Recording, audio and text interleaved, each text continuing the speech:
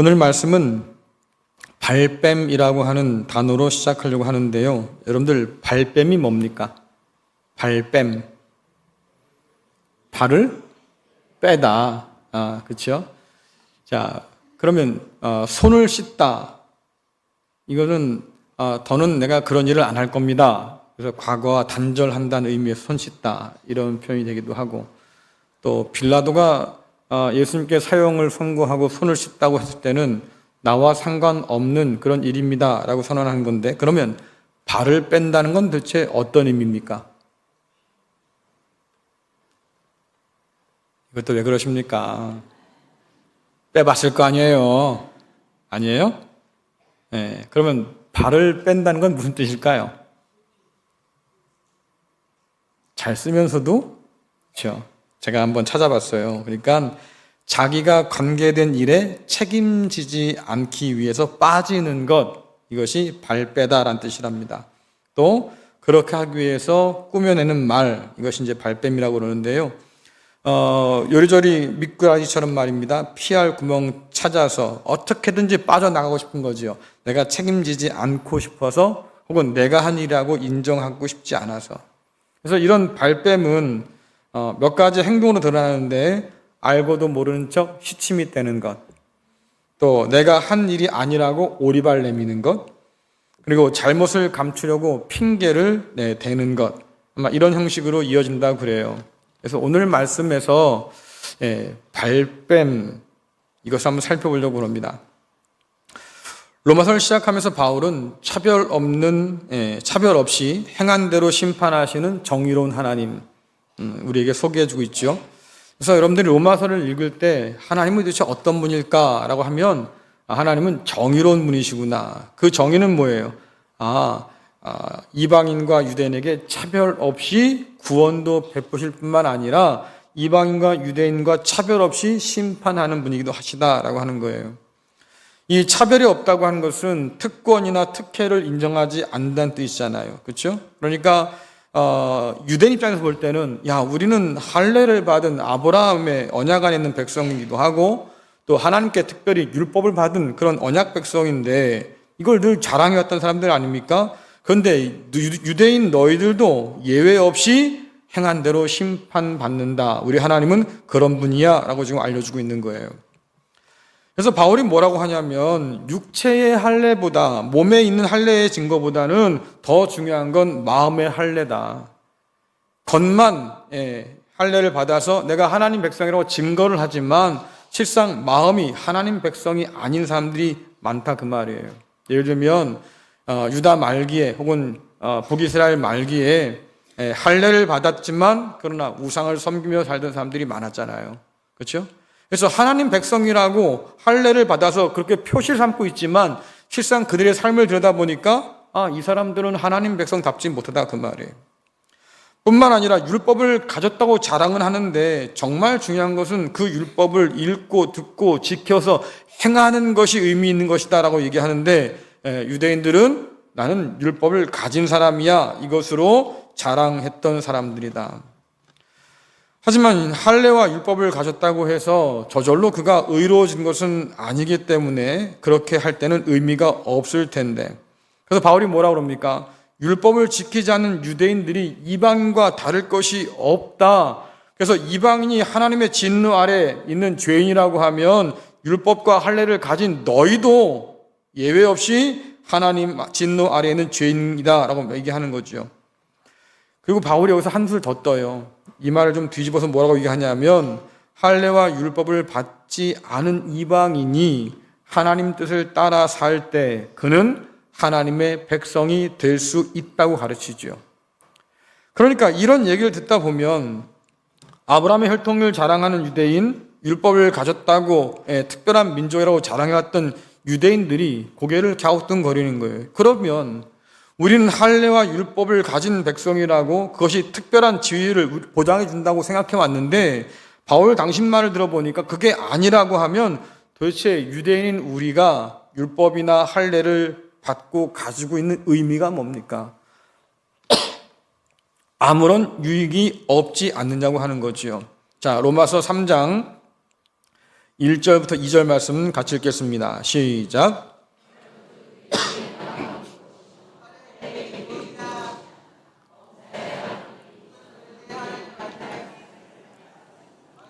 아멘.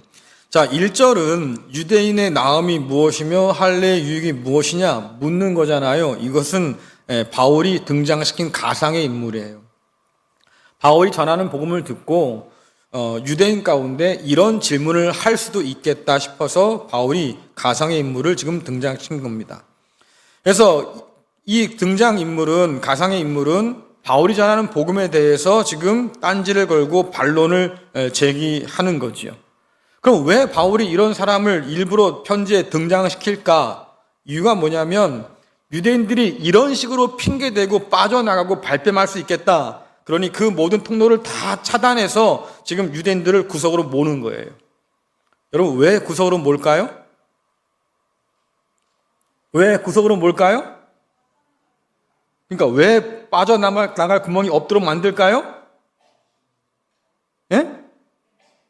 복음을 제대로 들으라 그 말이에요. 흘려 듣지 말고 네 마음대로 막 그냥 그거 듣지 말고 정말로 내 인격과 복음이 한번 부딪혀서 말입니다. 뭔가 사건과 변화가 일어나게 하라 그 말이에요. 왜? 여러분들, 우리가 복음을 어설프게 만나면 하나님을 믿는 것 같기도 하고 복음을 아는 것 같기도 한데 실상 그래서 하나님이 당신을 위해서 뭘 하셨다고요? 물어보면 글쎄요, 어쨌든 뭘 하긴 했는데 잘 모르겠습니다. 그냥 교회 다니면 뭐 그냥 구원 받겠지요. 근데 여러분들, 삶이 안 변하잖아요. 그렇죠? 삶이 안 변하고 인격이 달라지지 않는데 어떻게 우리가 구원받은 백성이라고 말할 수 있겠어요? 이게 문제인 거예요. 유대인들이 백날 할례를 자랑하고 율법을 가지고 자랑은 하지만 그러나 그들이 하나님 보시기에 여전히 진노 아래에 있는 죄인이라고 그렇게 이야기를 들으니 그들이 복음을 제대로 만나서 그 말씀 가운데 균열이 생기고 깨져서 말입니다. 부서지고 그래서 자기의 그런 내면들을 돌아보게 되어서 하나님, 내가 알고 보니까 내가 죄인이었군요. 내가 잘못했습니다. 항복하게 하고 그래서 하나님 앞에 무릎 꿇고 말입니다. 나를 불쌍히 여기십시오. 이렇게 뭔가 하나님의 긍휼을 구하는 겸손한 마음이 되어야 될 텐데 어설프게 만난 거예요. 그러니까 하나님을 제대로 알지도 못하고 주님께서 나를 위해 행하신 그 일이 얼마나 놀라운 대단한 일인지 깨닫지도 못하고 그저 그런 사람으로 그렇게 교회를 다니며 산다 그 말이죠. 그러니까 오늘 바울이 뭐라 합니까? 그러지 말고 복음을 좀 제대로 만나보세요. 피할 구멍 다 막아놓고 정면을 한번 만나보세요. 그래야 복음이 전하는 진리가 무엇인지 하나님께서 그런 우리를 어떻게 바라보시는지 제대로 깨달아 알 수 있겠다라고 하는 거예요. 그러니 여러분들 불편하지요. 복음을 듣는 건 불편한 일인 거예요. 왜? 이실직고하게 만들잖아요. 그래요. 내가 잘못됐어요. 내가 죄인이에요. 예. 그걸 자기 스스로 고백하고 인정하게 만드는 게 복음이니까 실상 복음이 우리 귀에 잘 들어오지 않기도 해요. 어쨌든 이 할례라고 하는 것은 언약 백성임을 자랑하기 위한 것이 아니고 너희가 언약 백성인 것을 잊지 말라는 표시로 주신 겁니다. 다시 말하면 기억하기 위한 표시를 준 거예요. 이것을 기억하는 사람은 어떤 마음을 갖겠어요? 그러면 내가 언약 백성으로 어떻게 살아야 될까를 고민하게 될 텐데 그럴 때 그들에게 주신 게 뭡니까? 율법이에요. 너희는 이 율법을 따라서 언약 백성답게 살아야 돼. 내 백성이니까 거룩한 사람처럼 살아야 돼. 그렇게 말씀하신다 그 말이지요. 그래서 오늘 말씀해 보니까 하나님이 언약 백성인 유대인에게 하나님의 말씀을 맡겼다 그랬습니다.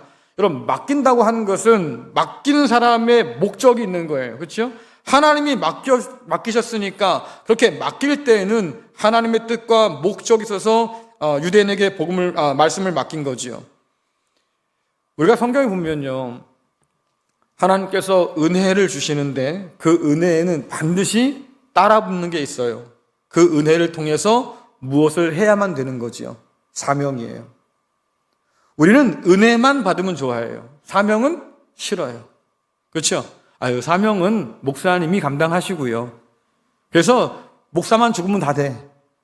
네. 성도들은 안 죽으려고 그래. 그렇죠? 네. 왜 자꾸 저만 죽으라는 거예요? 같이 죽자고. 죽으려면 같이 죽어야지. 왜냐하면 우리가 그리스도 예수 안에서 함께 죽고 함께 사는 거 아니겠어요? 그렇죠? 근데 고난은 힘드니까 목사님만 가시고요. 예, 그 어려운 길을 가면 어떡하면 좋아? 울고 앉아 있고 막 그래. 하지만 하나님께서 우리에게 요청하고 요구하신 것은 다른 게 아니다. 우리도 다 모두 함께 그런 고난 가운데 살아가도록 만드셨고, 말씀 따라서 하나님의 뜻을 따라서 살도록 만드셨고, 그래요. 그러니까 그렇게 살면서 하나님 백성답게 살아서 거기서 끝나는 것이 아니고, 너희를 통해서 내 주변에 있던 많은 이방 사람들이 하나님을 알도록 해야 된다라고 말씀하잖아요. 이것이 이스라엘 백성에게 주신 사명이다. 그래서 그들을 뭐라고 그럽니까? 너희는 제사장 민족이야. 하나님과 이방 사람 사이에서 하나님 말씀을 증거하고 복음을 전해주고 사랑을 전해주고 은혜를 나누어서 그들이 하나님께로 돌아오도록 해줘야 돼. 이것이 그들에게 주신 맡긴 사명이에요. 그래서 이스라엘 백성들은 할례를 통해서 언약을 기억하고 감사하면서 율법을 따라서 하나님 백성답게 살아야 할 뿐만 아니라 그 삶을 통해서 하나님의 살아계심을 증거하고 이방 사람들을 하나님께로 인도하고 돌아오도록 그렇게 통로가 되고 길이 되어야 된다는 얘기죠. 그래서 하나님께서 말씀하시는 거예요. 너희는 이방을 비추는 빛이다. 어둠 가운데 있는 자들이 너희를 통해서 빛 가운데로 나오게 될 거야. 이것이 사명인데 안타깝게도 이스라엘 백성들이 이 사명을 감당치 못했어요. 열방을 비추려고 하지 않고 주님 말씀처럼 뒷박에 덮어둔 것처럼 말입니다. 자기들끼리만, 우리는 율법을 가진 백성들이지 우리끼리만.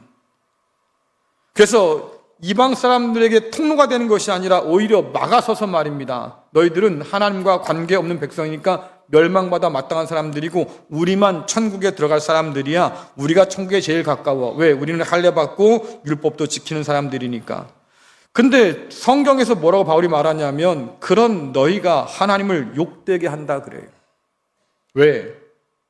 나누라 주신 복을 네가 독식하고 앉아있고 이방 사람들을 구원하라고 하니까 그들을 정죄해서 멸망의 자식이라고 상대도 하지 않으려고 하고, 결국 하나님께서 주신 그 사명을 너희들이 감당치 못해서 하나님의 이름이 너희 이방 가운데서 모독당하고 있다. 그러니 하나님의 영광을 위해 쓰임받아야 할 이스라엘 백성들인데, 유대인들인데 오히려 하나님의 영광을 가리고 하나님 그 이름에 먹칠하고 앉아있으니 너희가 행한 대로 차별 없이 심판하시는 하나님의 진노 아래 놓여있는 죄인일 수밖에 없겠다. 이것이 성경이 말하고 있는 바예요. 이러다 보니까요, 또 다른 질문이 하나 생깁니다. 자, 로마서 3장 3절부터 4절 말씀 읽어보겠습니다. 시작. 어떤 자들이 믿지 아니하였으면 어찌하리요? 그 믿지 아니함이 하나님의 믿으심을 패하겠느냐? 그럴 수 없느니라. 사람은 다 거짓되되 오직 하나님은 참되시다 할지어다. 기록된 바 주께서 주의 말씀에 의롭다 함을 얻으시고 판단 맞으실 때에 이기려 하심이라 함과 같으니라. 아멘. 실상 이 말씀이 잘 안 풀어져서 제가 어저께 설교를 다시 썼어요. 저는 이 말씀이 어렵더라고요. 이 도대체 무슨 뜻일까? 제가 썼던 설교물을 다시 지우고 다시 생각하고 다시 써야 할 만큼 힘들었는데 3절에서 보면 바울이 믿음이라는 용어를 사용합니다. 그렇죠? 그래서 어떤 자들이 믿지 아니하였으면 이런 표현을 쓰는데, 이때 이 믿음이라고 하는 단어는 내가 어떤 사실을 믿어요, 내지는 우리가 알고 있는 어떤 교리를 믿어요. 예를 들어서 하나님이 하늘에 계신 걸 난 믿어요. 뭐 이렇게 이해하는 믿음이 아니에요. 이 믿음은 조금 더 색깔이 다른데요. 나는 하나님께 충성을 다해요, 이런 뜻이에요. 나는 하나님께 신실한 사람이에요, 이런 뜻이에요. 그러니까 어떤 사람이 믿지 않는다고 하는 것은 하나님께 충성하지 않는 사람들이 있다는 거고 하나님께 신실하지 않은 사람이 있다고 하는 거예요. 말씀드렸잖아요. 하나님께서 은혜로 율법도 주셨음에도 불구하고 그들이 지키지 않았어요. 하나님께서 그들에게 사명을 주셨지만 그들이 감당하지 못했어요. 그래서 바울이 뭐라 합니까? 그들이 실패했다 그래요. 그럼 왜 실패했느냐? 하나님께 충성되지 못하고 신실하지 못해서 결국 그들은 실패한 사람들이다 라고 하는 거지요. 그래서 결국 하나님의 심판을 면하지 못한다. 하나님은 정의로운 분이셔서 할례를 받았습니다. 상관없다 그 말이에요. 율법을 가지고 있습니다. 의미 없다 그 말이에요. 너희가 내면적으로 하나님의 백성으로 살지 못하면, 율법 앞에 순종해서 말입니다, 그 말씀을 따라 살지 못하면 아무 의미 없다. 결국은 다른 백성보다 더 많은 선물을 가지고도 너희가 아무것도 내놓을 것이 없으니 결국 하나님의 심판을, 더 큰 심판을 받을 수밖에 없겠다. 주께서 말씀하지 않습니까? 많은 것을 맡겼으니 내가 많은 것을 찾을 거야. 그렇죠? 그러면 여러분들에게 뭘 찾겠어요? 내놓을 건 있고요?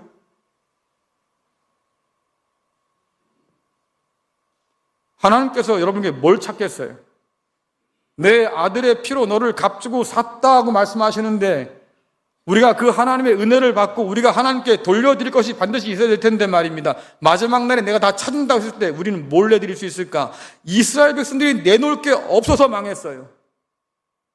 잎만 무성한 무화과 나무처럼 말입니다. 찾는 열매가 조금이라도 없어서 주님께서 저주하시고 말라 죽은 것처럼 이스라엘 백성들이 아무 열매를 맺지 못해서 그 은혜에도 불구하고, 그래서 결국 멸망당했다. 그러니 말씀을 받고도 지키지 않은 사람은 정의로운 하나님의 심판 아래 결국 심판을 받을 텐데, 세상 모든 것이 다 거짓되다 할지라도 우리 하나님만큼은 참되고 진실된 분이고 정의로운 분이셔서 그분의 판단은 늘 옳다. 우리가 아니라고 말할 수가 없다 그 말이에요. 여러분, 종종요, 가만히 생각해 보면 팔은 안으로 굽어요. 그렇죠? 우리는 다 그런 경향이 있어. 팔이 안으로 굽는 사람들이에요. 멀쩡히 규칙도 정해놓고 법도 정해놨지만, 그러나 자기 편 봐주는 것, 자기 가족 봐주기 위해서 말입니다, 법을 쉽게 제 맘대로 그렇게 무너뜨리고 따르지 않는 것, 그래서 혼란이 찾아오는데도 불구하고 전혀 눈 깜짝하지 않고 그것을 그냥 어긴다 그 말이에요. 왜 그럴까? 팔이 안으로 굽기 때문에. 그래서 우리는 공평하기가 어려운 사람이에요. 하지만 하나님은 다르다 말씀드렸지요. 율법을 가지고 난 할례를 받았습니다라고 해도 하나님께서 차별하지 않고 너희가 행한 대로 갚아주신다고 말씀하시고, 심지어 그 많은 은혜를 받고도 너희가 그렇게 행함이 없다고 하면 하나님은 그들을 더 크게 책망하신다고 말씀하시는 거예요. 자, 그럼 여러분 생각해 보세요. 율법을 받고 하나님의 언약 안에 있는 사람이 그것을 따르지 않아서 결국 언약을 어겼어요.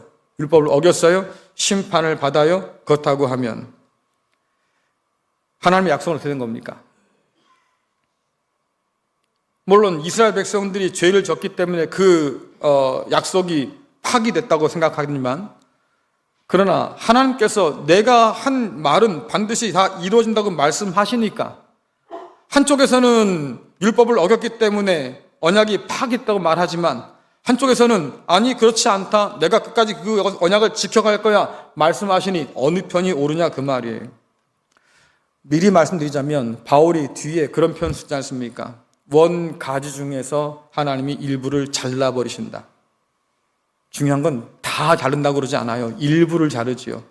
왜 그럴까? 그들은 열매 맺지 못하는 가지예요. 언약 안에 성실하고 충실하지 못한 가지예요.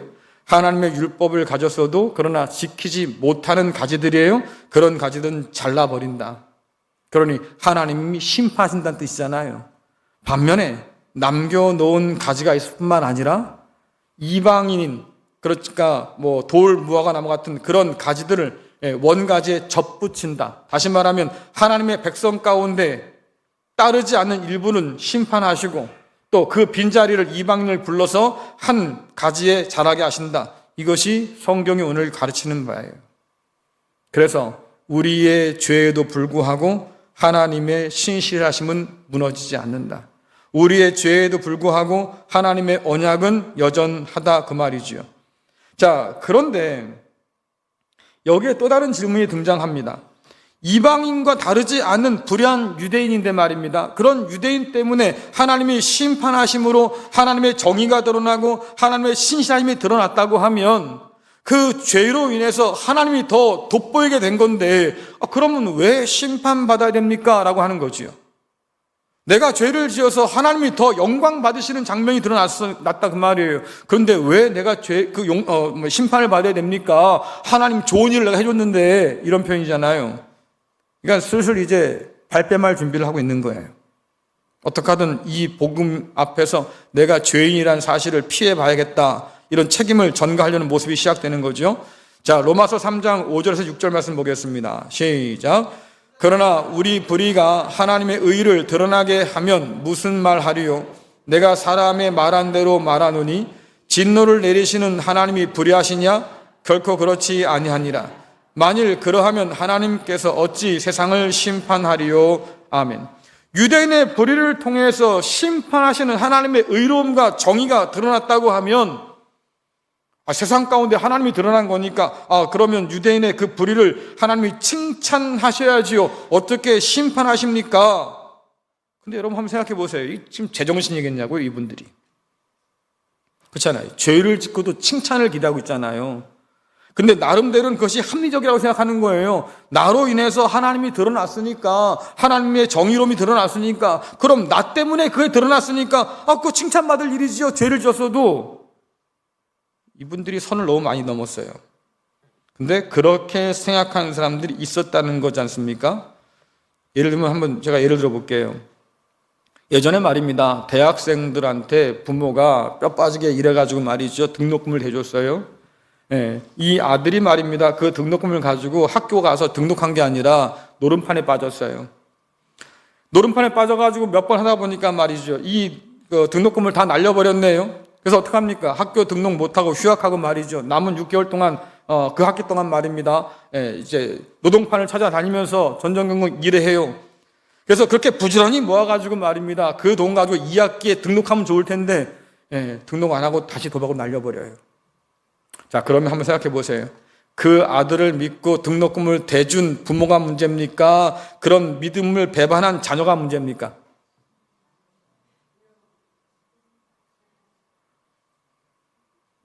이걸 대답하지 못해서 우물쭈물하는 이유가 뭐예요? 예? 또 그러겠지. 제가 도박에 다 날린 이유는요, 그거 가지고 돈 좀 더 벌어서 말입니다. 아예 그냥 학기 내내 뿐만 아니라 생활까지 다 하려고 한번 해본 거예요. 뭐 이런 거예요? 편들어질 수가 없잖아요. 자, 다시 한번 질문 드릴게요. 뒤통수를 맞은 게 잘못일까요? 뒤통수를 때린 게 잘못일까요? 그렇죠. 근데 우리는 뭐라고 하는지 아십니까? 아이고, 내가 그놈 믿는 게 잘못이야. 내 잘못이라고. 내가 그걸 믿는 게 아니었어.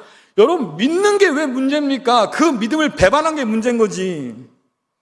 하나님께서 이스라엘 백성들에게 율법을 주셨어요. 언약을 주셨고요. 너 내 백성이다 말씀입니다. 놀라운 은혜를 주셨단 말이에요. 근데 그들이 그것을 제대로 감당하지 못했어요.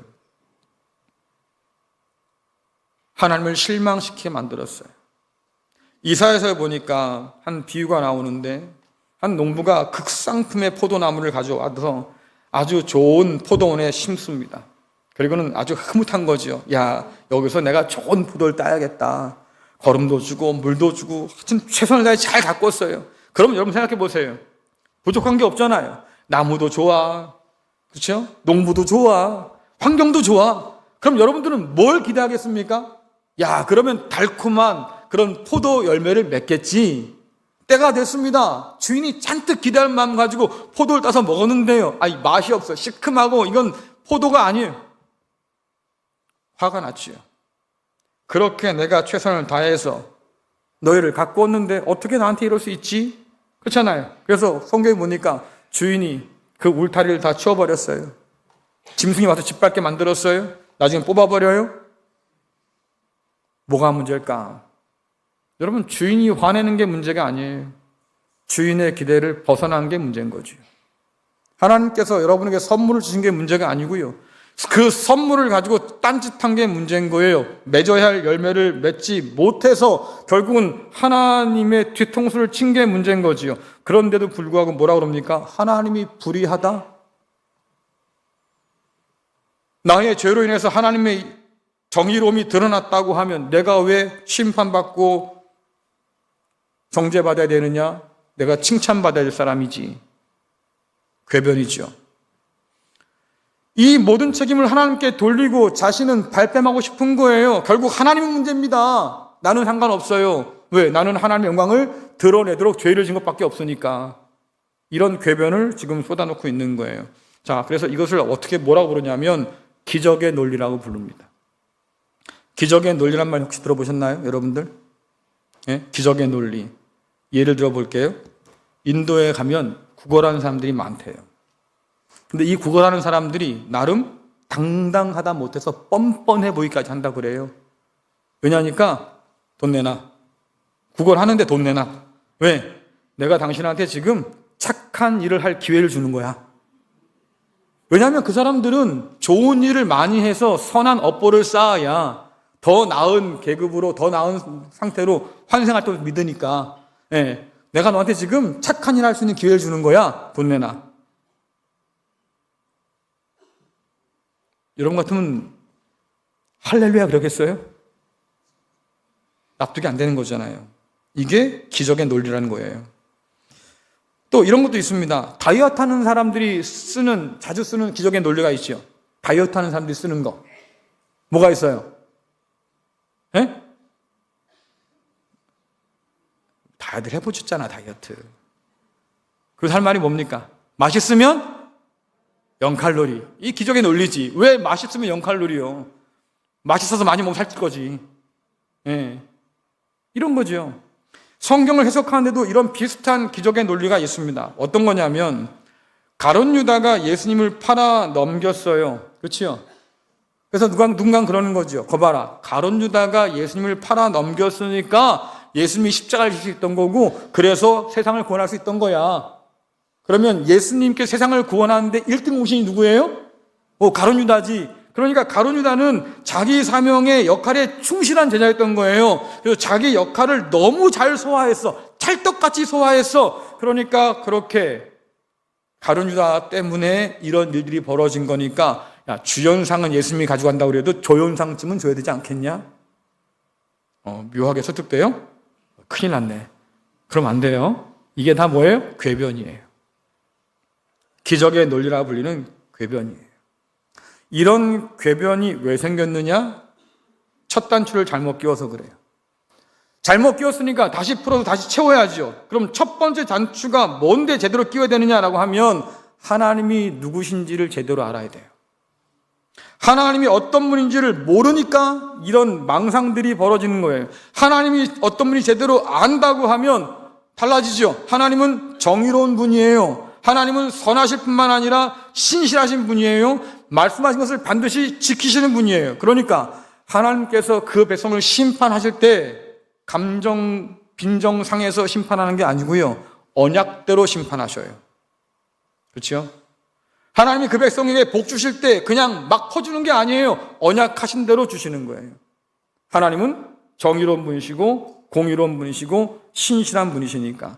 자, 민수기 23장 19절 말씀 읽겠습니다. 시작. 하나님은 사람이 아니시니 거짓말을 하지 않으시고 인생이 아니시니 후회가 없으시도다.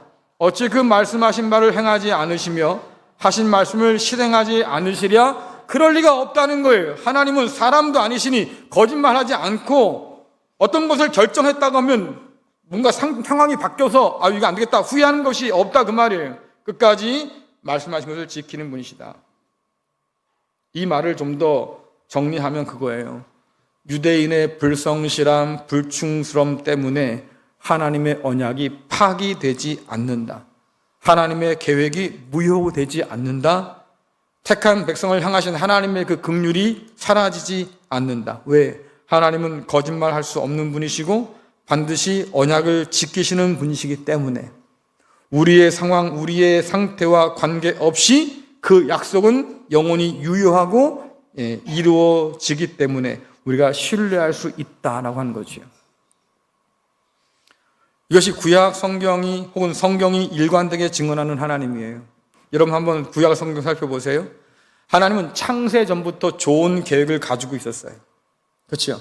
이미 셀 수도 없는 아름다운 계획들을 가지고 계셨고 그 계획에 따라서 창조하셨을 때 뭐라고 말씀하십니까? 계획대로 잘 나왔네. 보기 좋다. 이랬어요. 이변이 없는 한 하나님이 보시기에 좋았던 세상은 계속 됐을 거예요. 근데 문제가 생겼지요. 하나님의 계획 가운데 큰 위기가 생겼어요. 아담이 타락했어요. 그로 말미암아서 형제 살인이 일어나고 그로 말미암아서 죄가 점점 더 세상으로 확장되기 시작합니다. 하나님께서 아담에게 셋째 아들을 주셨습니다. 셋을 통해서 언약을 이어가게 하셨어요.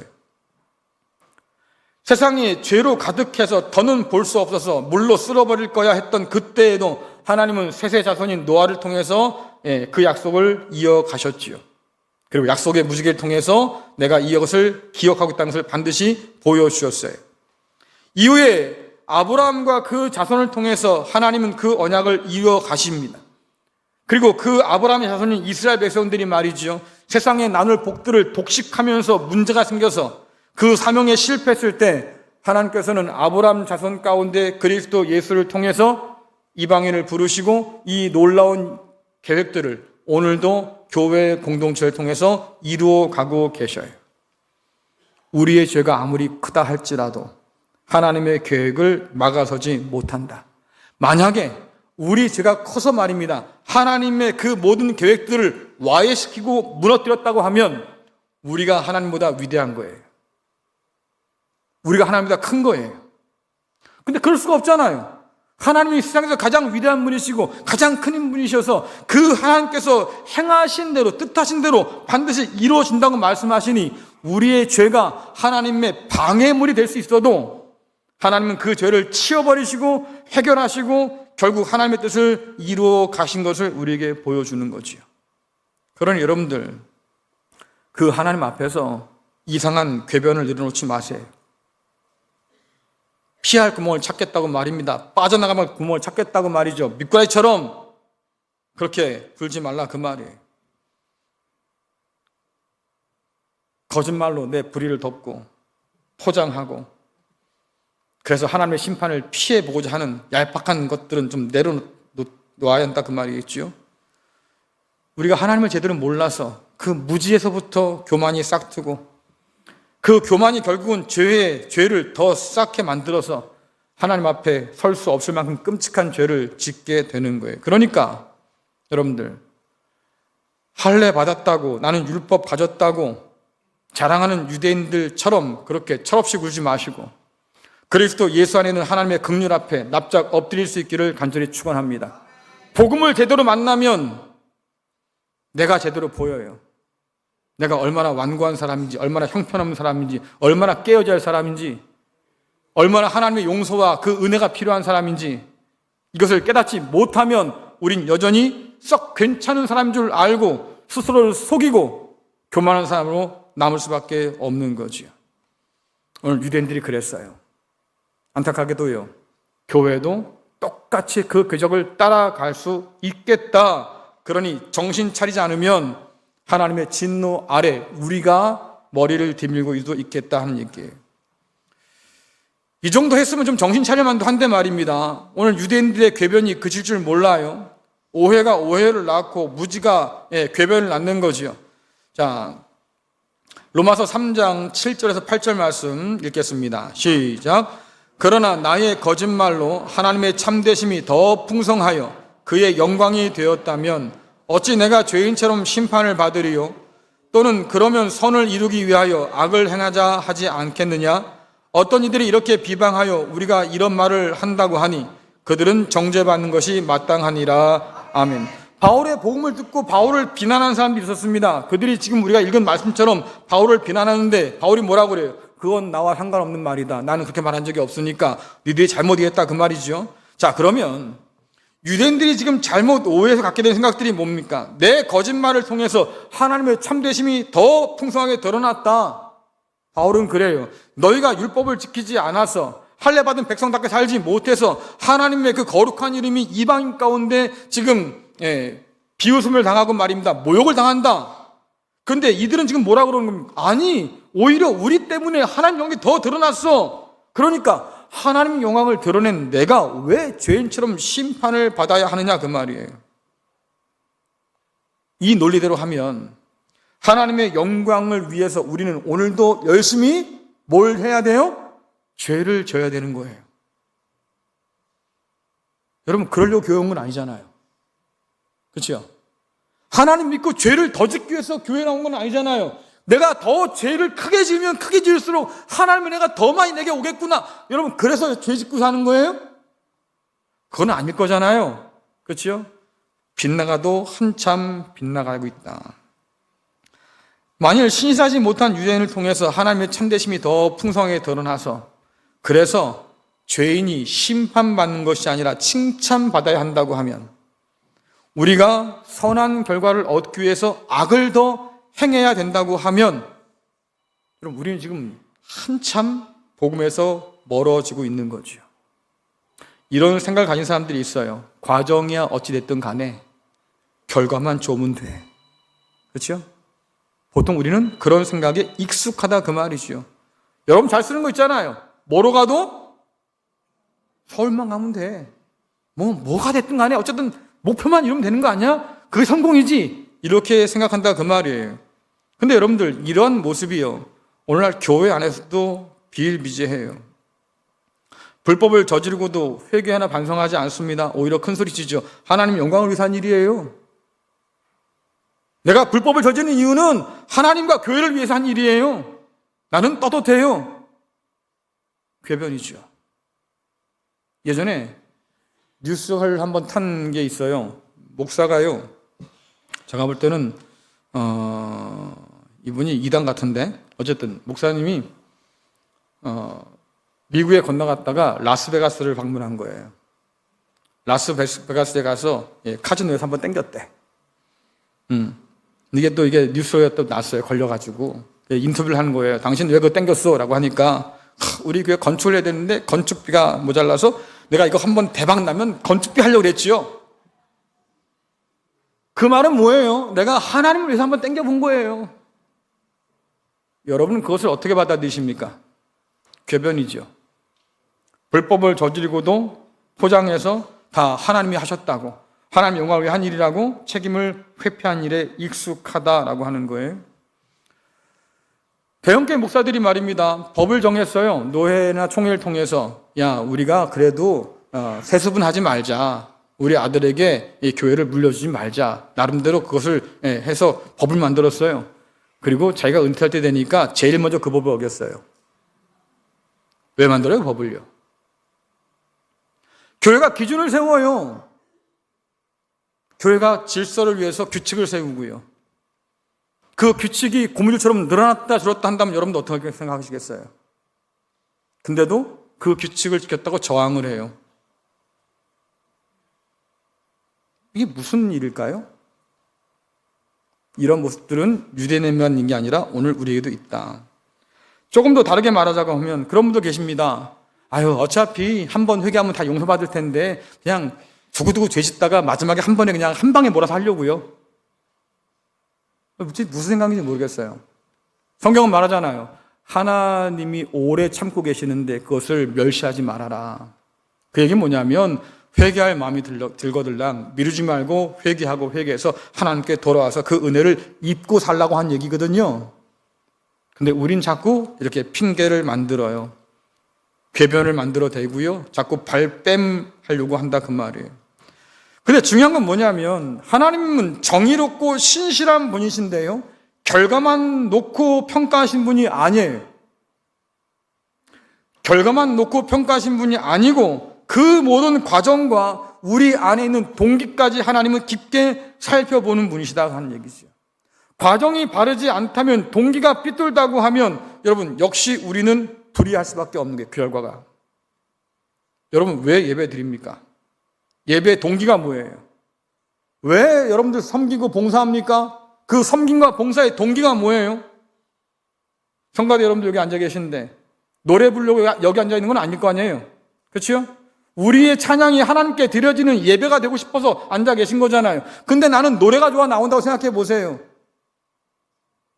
여러분들 여기 앉아 계신데 말입니다. 여기 왜 앉아 있어요? 아우, 지난번에 못 본 사람 얼굴 보러 나왔어요. 사람 만난 게 좋아서 여기 앉아 있다고 하면 여러분 잘못 앉아 계신 거예요. 왜? 동기가 잘못된 거잖아요. 하나님을 기쁘시게 하는 예배가 아니라 그 예배가 하나님을 모욕할 수 있다고 하는 것이 얼마나 무서운 일입니까? 그러니 여러분들, 하나님을 제대로 알지 못하면 이런 끔찍한 일을 저지르고도 그것이 당연한 듯 알고 괜찮은 줄 알고 스스로 속는다 그 말이에요. 그런데도 불구하고 오늘 우리에게 소망은 여전히 정의로운 하나님뿐이라고 지금 바울이 얘기하고 있는 거지요. 왜? 하나님의 정의는 우리의 모든 죄를 낱낱이 심판하시지만 회개한 자에게 주시는 하나님의 사랑과 긍휼은 그 죄를 씻고 덮고도 남기 때문에 그래요. 복음은 사실 거기에 집중하는 거지요. 여러분께 한번 질문 하나 드리겠습니다. 밥 공기가 있고요, 대접이 있어요.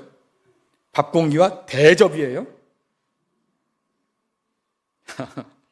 자, 그러면 밥 공기에 이 대접을 집어넣으려고 하면 되겠어요, 안 되겠어요? 돼요, 안 돼요? 이분들은 아직도 고민을 많이 하시는 거지. 그게 되는 걸까? 그거 고민하시면 안 된다니까. 한번 잘 생각해 보세요. 밥 공기에 대접을 넣으려고 그래요. 넣어줘요, 안 넣어줘요? 안 넣어지죠. 이게 말이 힘들어, 대답하기가. 자, 그러면 대접에 공기를 넣는 건요? 쉬워요. 왜 쉬워요? 예?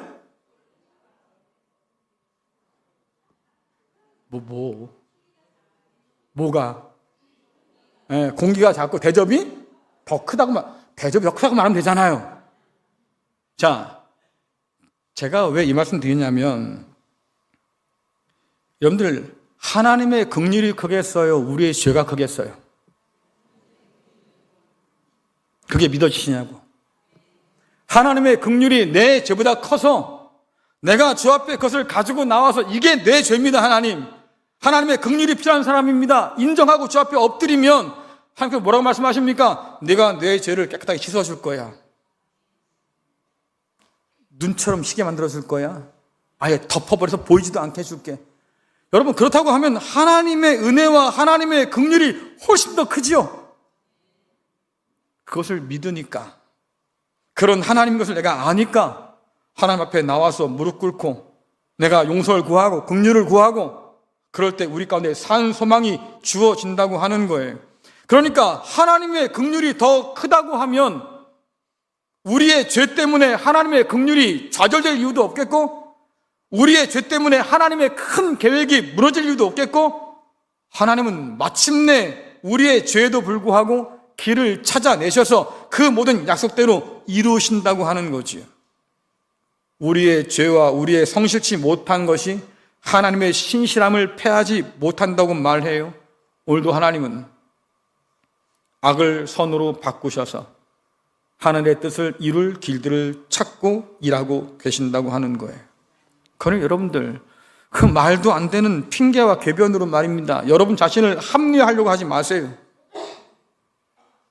내가 안 그랬다고 나와 상관없다고 발뺌도 하지 마세요. 정직하게 인정해서 하나님의 긍휼을 구할 때 비로소 하나님의 은혜가 우리를 덮고도 남을 줄로 믿습니다. 왜 우리가 바울이 전하는 이 복음의 귀를 기울여야 될까? 듣다 보면 불편한데 말입니다. 근데 그 끝에 가면 이런 우리에게 소망이 있구나 하는 걸 알게 된다 그 말이죠. 그러니 다시 진짜 복음과 부딪혀서 내가 깨지고 그 복음이 약속하는 놀라운 하나님의 긍휼을 덧입고 살다고 하면 하나님의 진노 아래에 있던 우리가 하나님의 자녀가 되는 권세를 누리게 된다고 성경은 약속하고 있는 거예요.